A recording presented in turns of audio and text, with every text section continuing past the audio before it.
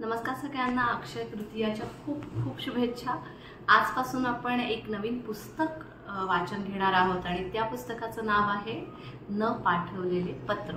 हा मराठी अनुवाद आहे महात्रया रा यांनी लिहिलेल्या Marathi translation of unposted letter यांचं। सो या पुस्तकाची सुरुवात का करायचं, कारण पत्र हा खूप जिव्हाळ्याचा विषय आहे आणि दुसरी गोष्ट, जेव्हा आपण एकमेकांना पत्र पाठवतो तेव्हा तो पर्सनलाइज्ड फॉर्म होतो इमोशन्सचा।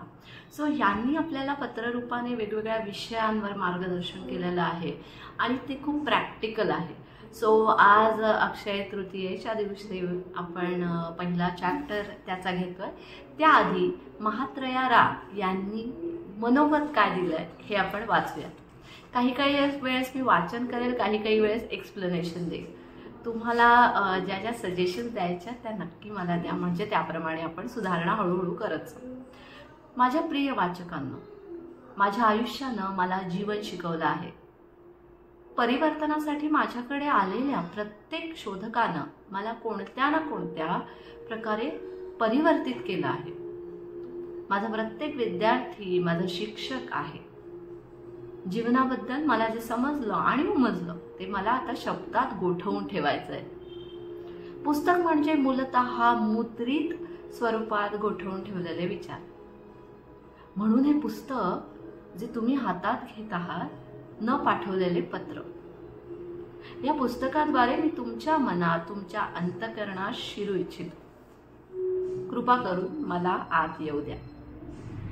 आइन्स्टाईननं आपलं सर्व आयुष्य वेचून जगाला काही सिद्धांत दिले आणि त्यानंतर साऱ्या विश्वाचं स्वरूप आमूलाग्र पालटून गेलं। एडिसनच्या जीवनकार्यामुळे जगाची जीवनशैली पूर्णपणे बदलून गेली। महात्मा गांधी आणि नेल्सन मंडेलांनी नव्या समाज संस्कृतीला जन्म दिला। मिल्टन आणि टागोर यांनी काळाची व्याख्याच बदलून टाकली। त्यागराजामुळे संगीताला नवीनच मिती प्राप्त झाली। झाकीर हुसेनने तबल्याला नवीन प्रतिष्ठा प्राप्त करून दिली।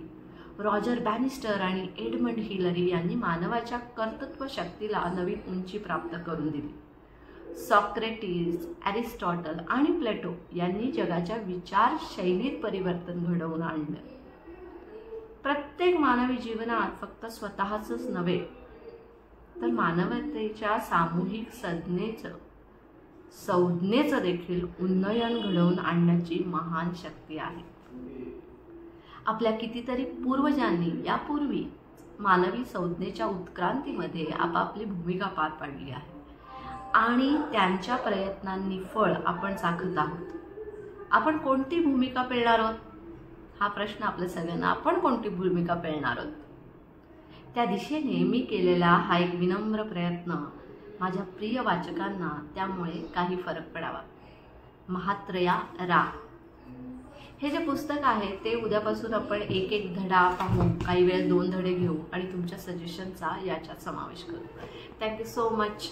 आपलं ज्ञान, आपली समृद्धी आणि आपली मानवता आपण एकमेकांना जो काइंडनेस देणार आहोत तो अक्षय राहो ही सदिच्छा। थँक्यू।